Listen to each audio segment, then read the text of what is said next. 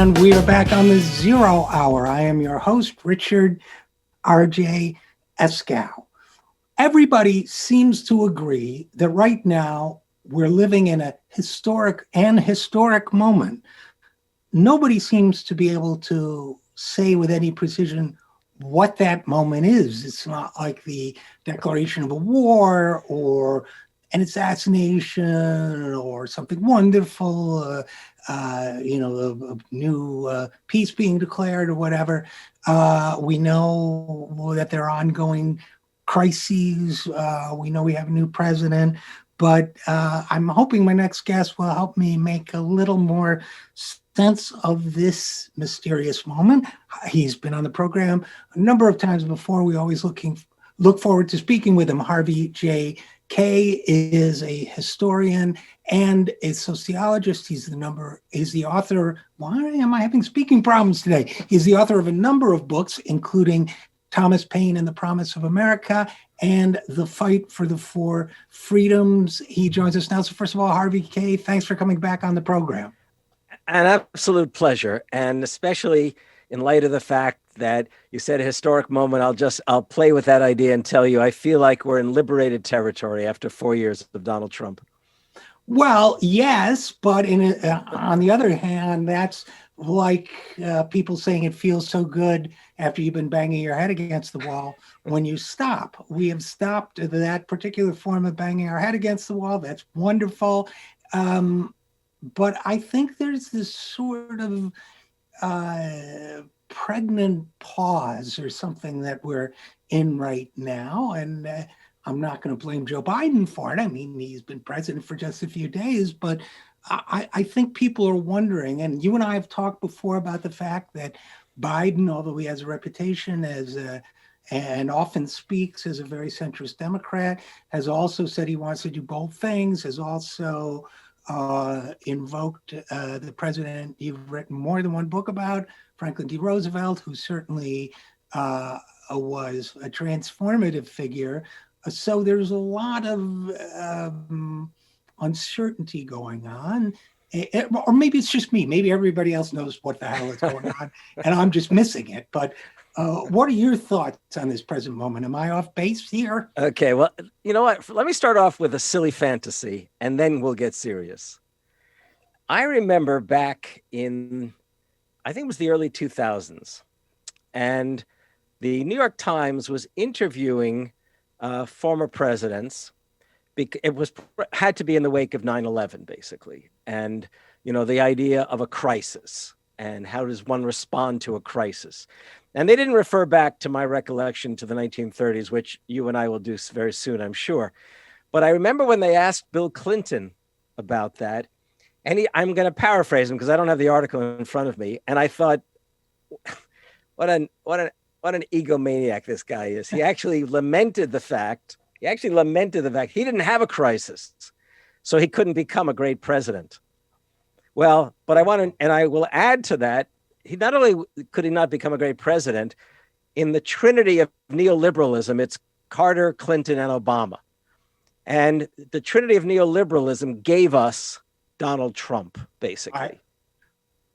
Okay. Amen. I didn't mean to interrupt, but I agree with that. No, that's okay. Interrupt me as we go along, because I'll interrupt you at times too. Okay. So Clinton is like, I think Ben Burgess has used the term, which I don't fully comprehend, but I can grasp by the very meaning of the word, accelerationist. Well, Bill Clinton was something of an accelerationist in favor of what would ultimately be the crisis that we've faced. It really begins, to my mind, with Carter or before. But Bill Clinton really did enhance the likelihood that we would face a crisis. And just to remind everyone regarding the livelihoods of people, let's talk NAFTA. Let's talk about the end of aid to families with dependent children. Let's talk about mass incarceration. Let's talk about the deregulation of the communications industry. Let's talk about the deregulation of banking on a grand scale by bringing an end to the Glass-Steagall Act. I mean, it was a truly abysmal presidency for anyone. You didn't have to be a progressive to think that. You had to be a halfway intelligent liberal to realize that.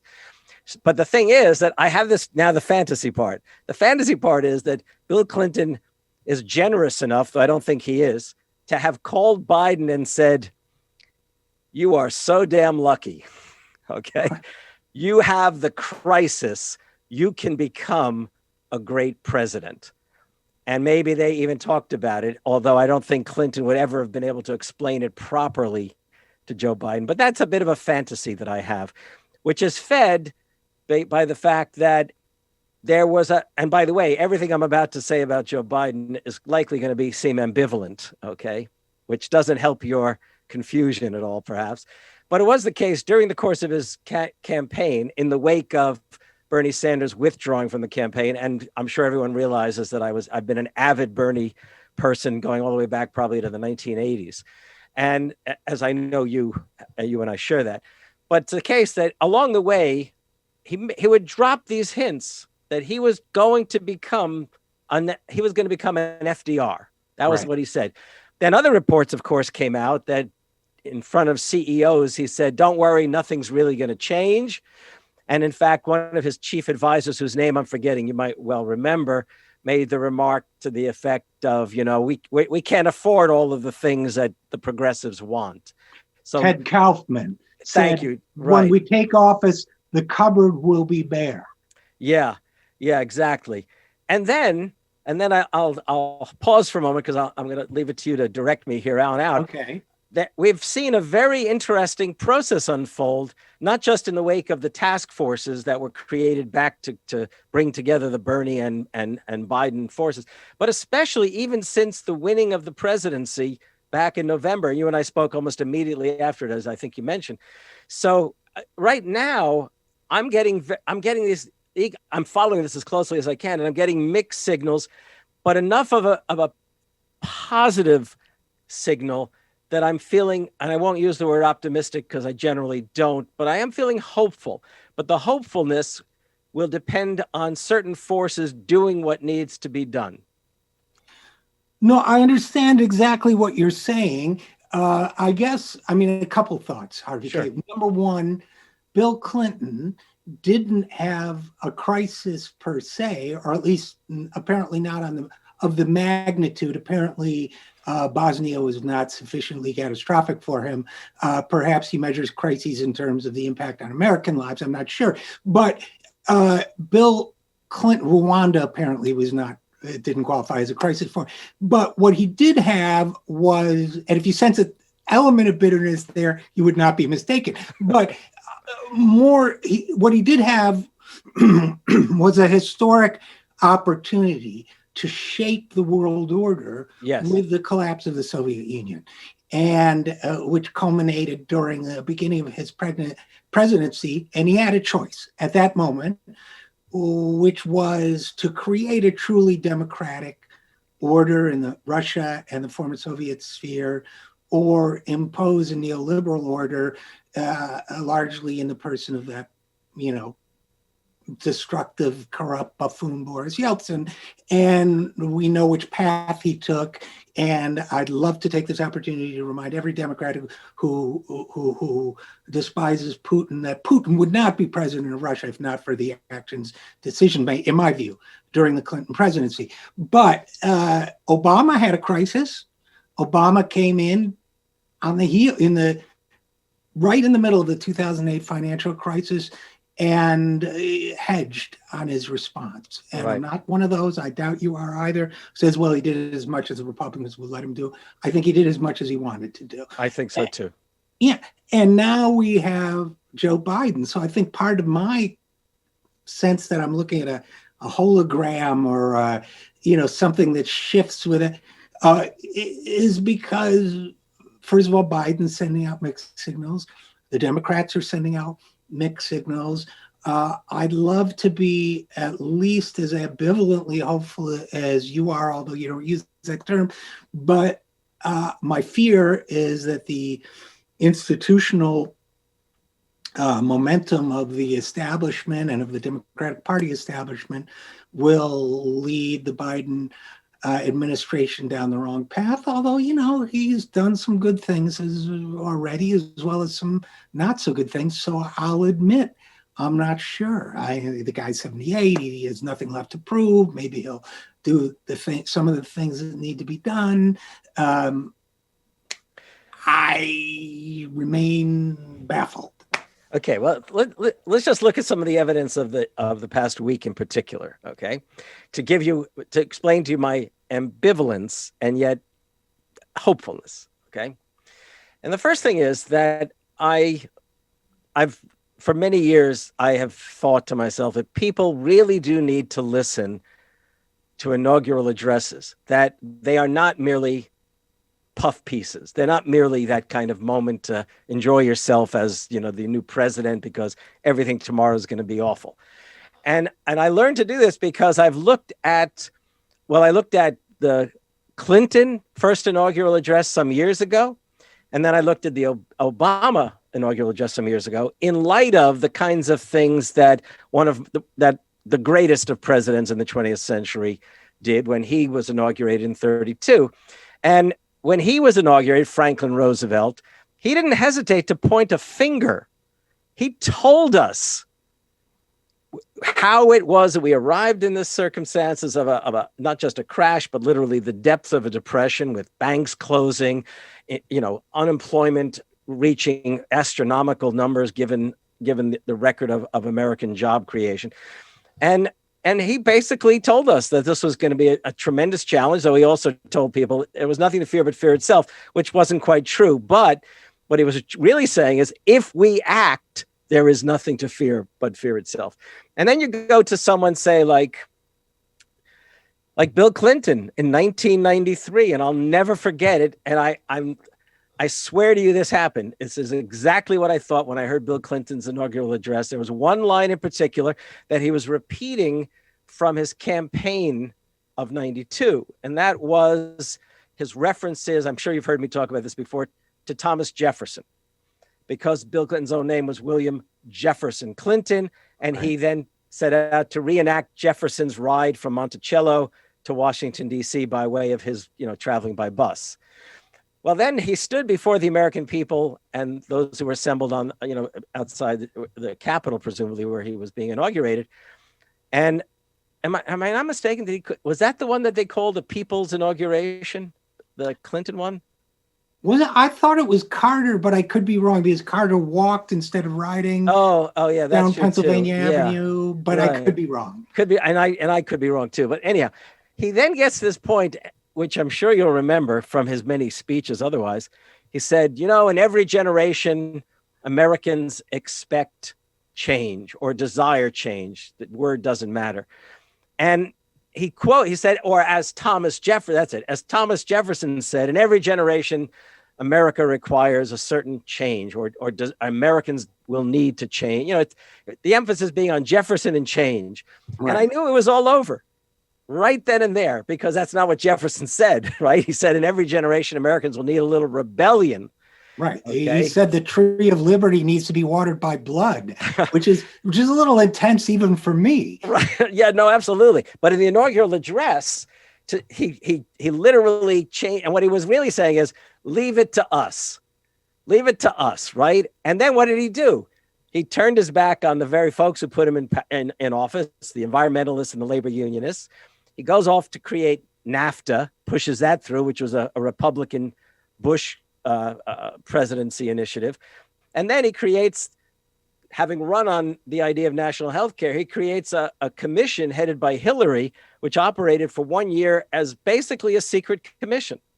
Right. And in the meantime, the insurance industry and healthcare, they revved up and they went to war against whatever she was going to produce. And what she was going to produce wasn't exactly the kind of national health care that the folks who believe in Medicare for all were looking towards.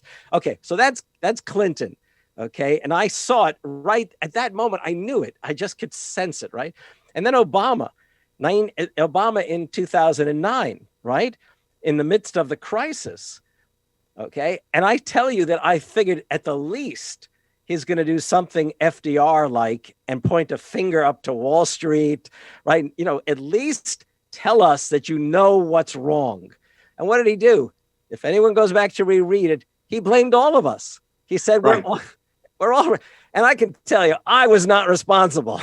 No, okay? I wasn't even in town. I have an airtight alibi. And again, we're talking about Harvey J. Kaye.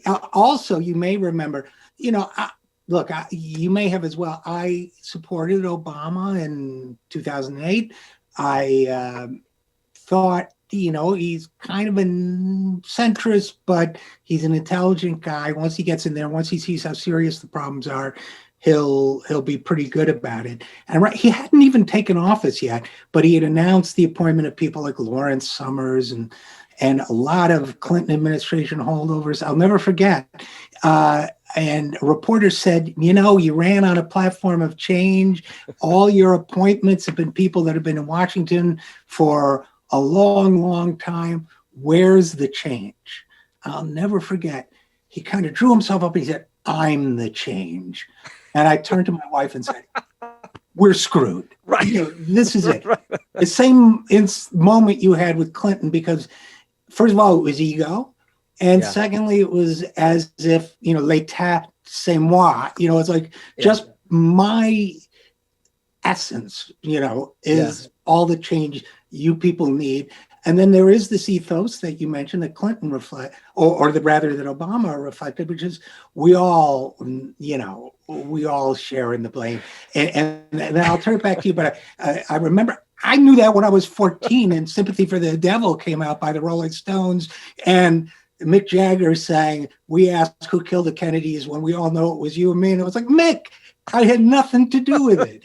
It's the same, this whole shared responsibility. Right.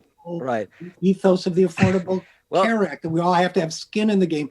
No, we have to get the people who are ruining things and stop them.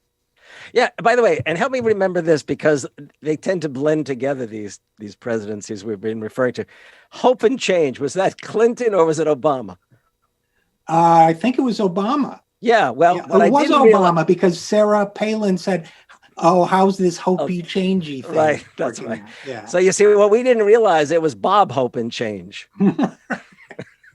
That's right. Yeah. So let's talk. So let me return now to Biden. Okay.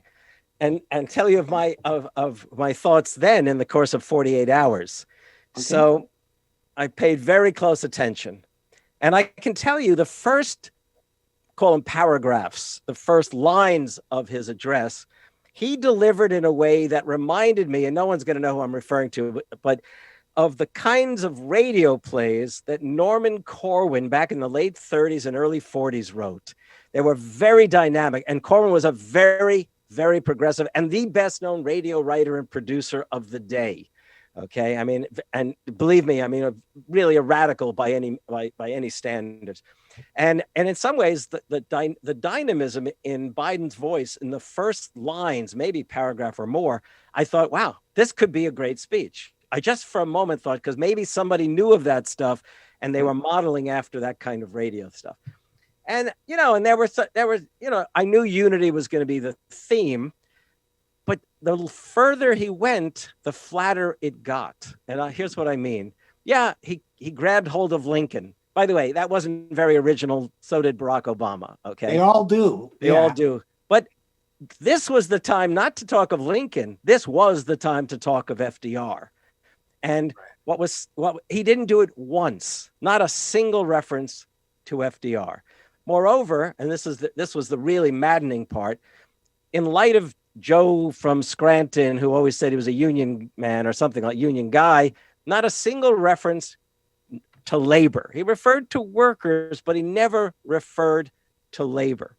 And I'm going to come back to these points. And third, we're in the middle of this terrible crisis. Look, for 45 years, we've suffered what I've called, following Ralph Miliband, the late British Marxist political scientist, we have suffered nothing less than class war from above, which has led to the grossest, people talk about the Gilded Age, second Gilded Age. We're beyond the Gilded Age. I mean, we're in a whole new ballpark of inequality and plutocracy. It's just outrageous what we've been willing to endure, which shame on us, you might say, okay? But he didn't give us one signal as to what he would do as, in quotes, a kind of New Deal president. We didn't get that sense. So I left the speech thinking, well, oh my God, what are we going to be in for? And then in the course of the same day, I get this other signal that even as he was speaking in the course of that day on the Wednesday, it was, right? they had issued an ultimatum to the senior counsel of the National Labor Relations Board, that Peter Right. Robb. And I want everyone to remember that Peter Robb was involved with Reagan in the Patco strike back in 1981. This is the 40th anniversary of that. And they told Peter Robb, we're going to, if you don't quit by 5 o'clock, we're going to fire you. And that evening, they fired Peter Robb. Yeah. No, and I thought, okay, yeah, it means he's listening to labor. It means there are labor unionists who have gotten his ear. Then I got all the more confused about things. I'm joining you in your confusion. When the Washington Post, I think it was that night or the very next day, had this big article on how he had redecorated the Oval Office in the White House. And he had, little sculptures of various figures like Bobby Kennedy and Cesar Chavez and some others. But the most significant thing was they put up a big portrait of Franklin Roosevelt so that if you're sitting at the Oval Office desk, what's that called? The desk? There's a name. It's a famous desk. Anyhow, it's famous. It made even famous in part because I think of one of those films about national treasures. But that's beside the point. Okay. From that seat, you look up towards this painting. In other words, Joe Biden, every time he sits down in that seat of his, that chair of his, he's going to look up and he's going to see FDR. And those couches arranged, everyone in that room is going to be shadowed or enlightened perhaps by the presence of Franklin Roosevelt. I said, okay, I know these are just symbols. Okay. But he took down Andrew Jackson and he put up Franklin Roosevelt. Okay. And then so that's good. And by the way, you know that I want a very different society, a society that I don't expect any Democratic politician to be able to achieve. But I wish Biden well, right? And he's done, he's the president. I want him to do good things. I want him to get a $15 minimum wage and work with Congress. There are, a lot of things he can do that will improve people's lives. And I'm glad you mentioned, I'd forgotten about the NLRB, because there have been, that also was a positive thing for me, not just because he's listening to labor, but because in that and a couple other areas, he's not being as, I don't want to say wimpy, but wimpy as some of his Democratic predecessors. I mean, there are several times, as with the firing of that individual and several others, where he's just like, you know what, I'm going to do this by 5 o'clock. We can do this the easy way, or we can do this the hard way. As the Irish so I went in New York City. And that's good. I mean, that's a good thing, I think. Right. Which was making it all the more the case that I was saying, well, why the hell didn't he mention FDR in the address if he's going to make such an issue of putting him in the office on the wall? Why the hell didn't he mention labor? Why didn't he talk about these things? Tell working people that it's not just a matter of unity, it's also a matter of solidarity. There you go. Okay. Yeah. I mean, why not? And then, by the way, yesterday, I just got it today online. Richard Trumka, president of the AFL-CIO, who's now in his last year as president, right? He reported, the imperative, or he wrote of the imperative in a CNN op-ed piece of the imperative to enact the PRO Act, which is a return in some ways to the Employee Free Choice Act that Obama utterly turned his back on. Right. And by the way, Trumka, who, maybe he's just, being as hopeful as he can be, but he reported having been in a meeting after the election with Biden and a host of CEOs, in which Biden looked directly at the CEOs and said, this is going to be a pro-union administration. Okay. And apparently the look on the faces of the capitalists was shock. And he reiterated, we're going to strengthen unionism. I'm waiting for the poster to appear. Back in the 30s, the AFL unions put out a poster. It was beautiful. It showed a factory and it said, your president wants you to join a union, meaning Franklin Roosevelt wants you to join the union. So I would love to see one of the unions come up with this poster with Biden, your president wants you to join the union. I mean, so Trumka's thinking we have an opportunity. So then I come to the question that really haunts this conversation. That is, well, how do we make it happen? And this is where if I know the AFL-CIO is not what it once was, but it still is relatively larger and more significant than any other organization in this country. And the fact is, you get unions to push.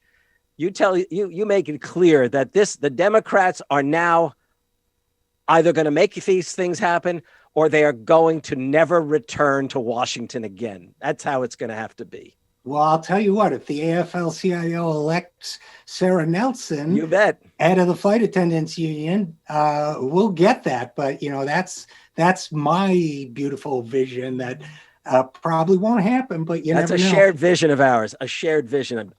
I can tell you that. Absolutely. She's been on this program. Richard Trump has been on this program. The fact is, it's interesting to me because Democrats, I think, have not felt the need to support unions for a long time. I think they figured, I can't read anybody's mind, but I think they figured, well, where are they going to go? Yeah, right. First of all, even a rich Trump can't push back too hard against Trump when Trump was president because so many of his workers were white workers in particular were pro-Trump.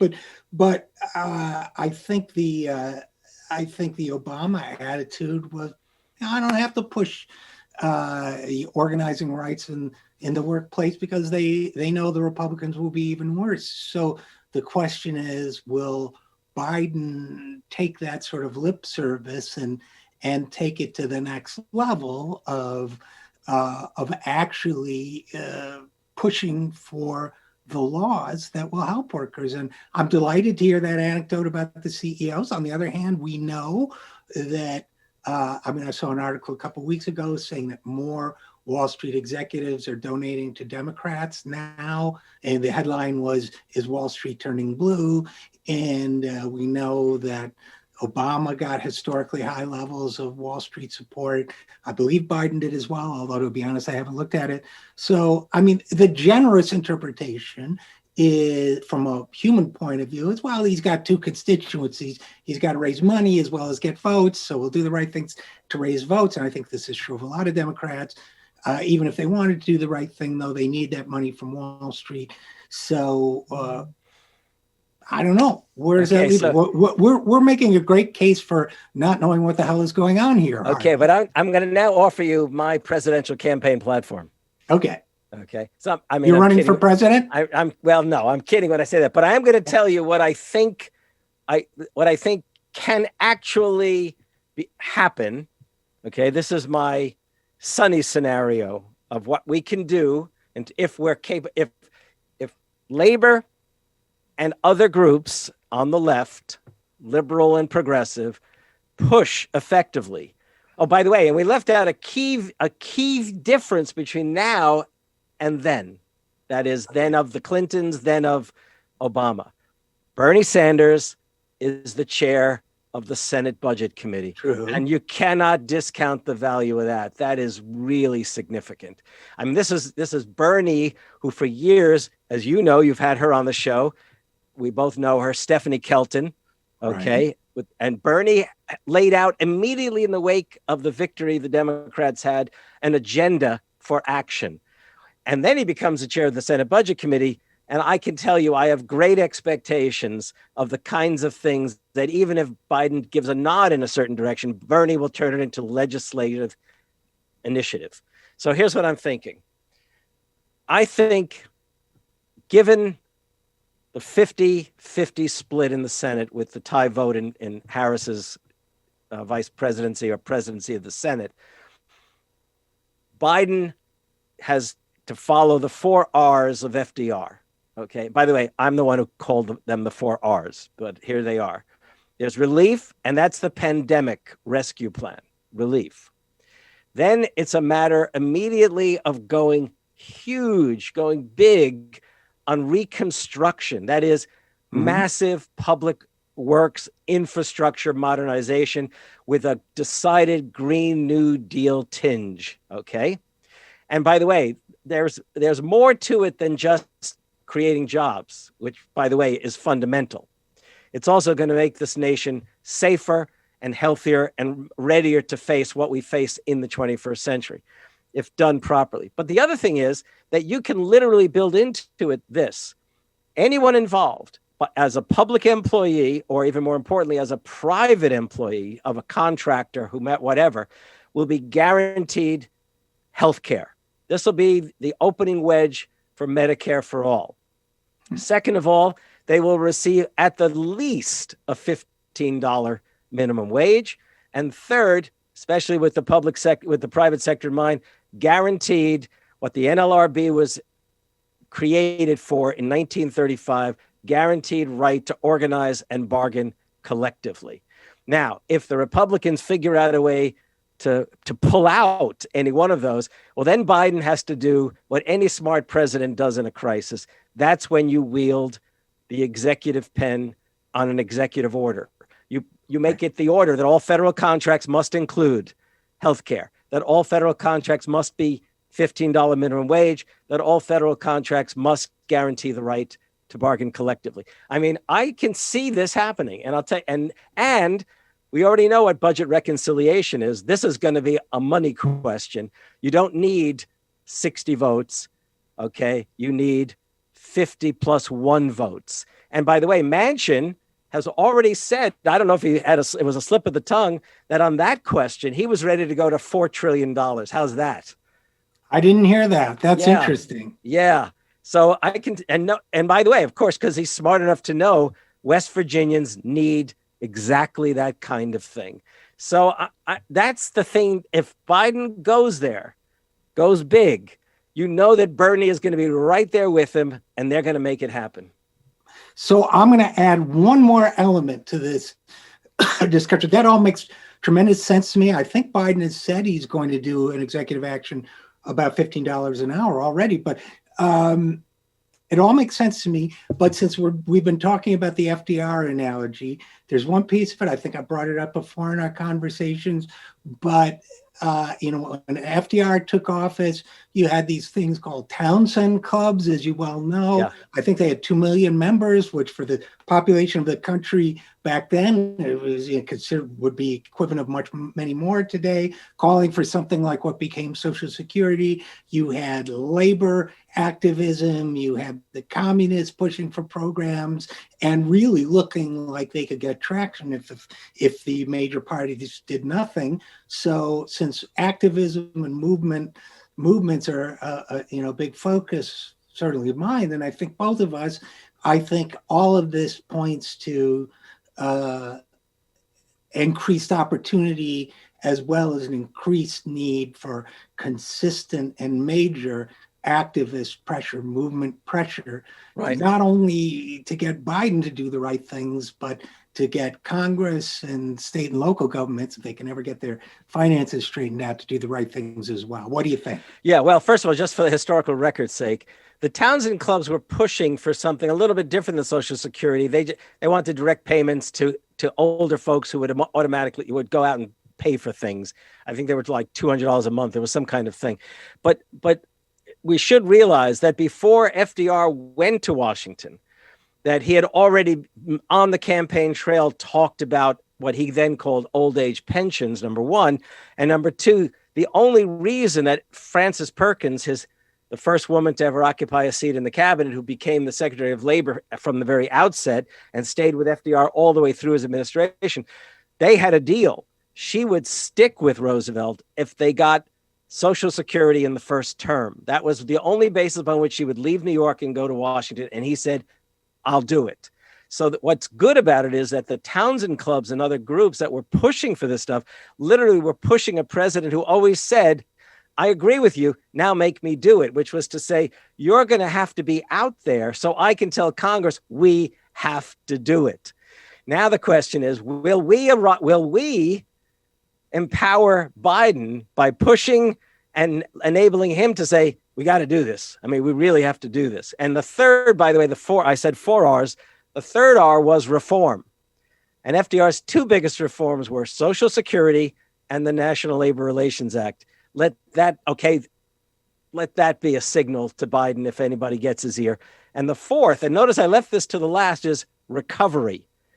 Because one of the things about the New Deal was that relief was first, and FDR wanted to move beyond relief almost immediately. He didn't like handing out checks. Okay. The Reconstruction and the reform is what enabled the recovery, not just to proceed, but to literally go on to become, especially because of the later war effort, a boom that would last from basically the time just before the war all the way through to 1974. This is an opportunity. You said, I think at the beginning about this historic moment. You bet your ass, Richard. This is it. All right. Well, I can't think of a better way to end this conversation than that. So, Harvey J. Kaye, historian, sociologist, author, thanks for your perspective on all of this. Thanks for helping me talk through my own cloudy, amorphous sense of this moment. And as always, thanks for coming on the program. Thank you. I love talking to you. Love it. Same here. Come back soon, please. Okay. And we'll be right back after this. I am Richard RJ Eskow, and this is The Zero Hour.